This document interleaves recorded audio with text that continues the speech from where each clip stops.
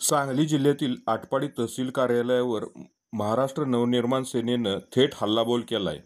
तहसील कार्यालयात सुरू असलेल्या अनियमितता, खासगी हस्तक्षेप, बेकायदेशीर वाळू उपसा आणि दलालांच्या मुक्त संचाराविरोधात मनसेच्या नेत्यांनी थेट तहसीलदार मॅडम यांना पत्र दिलं. प्रशासनाच्या कार्यपद्धतीवर गंभीर प्रश्नचिन्ह उपस्थित करण्यात आलं आहे.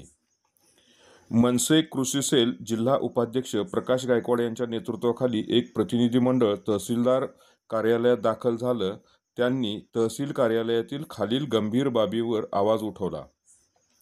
खासगी व्यक्तींचा कार्यालयीन हस्तक्षेप, प्रशासकीय वाहनावर खासगी वापर, सेवाकाल करार संपलेले कर्मचारी काम करतायत अजूनही, दलालांचा वावर, सामान्य जनतेच्या कामाला अडथळा, गुन्हेगारी पार्श्वभूमी तपासणीची मागणी, बेकायदेशीर वाळू उपसा, रात्रीच्या अंधारात चालतोय काळा धंदा या सर्व प्रकरणांवर तातडीची कारवाई करण्याची जोरदार मागणी करण्यात आली.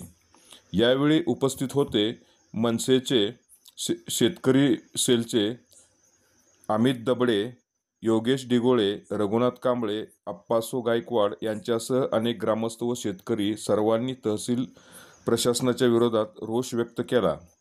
एकीकडे शासन पारदर्शकतेचा नारा देतंय आणि दुसरीकडे शासकीय कार्यालयामध्ये खासगी व्यक्तींचा हस्तक्षेप, दलालीचा सुळसुळाट, गुन्हेगारी वावर आणि पर्यावरणाची लूट हे थांबवण्याची जबाबदारी कुणाची?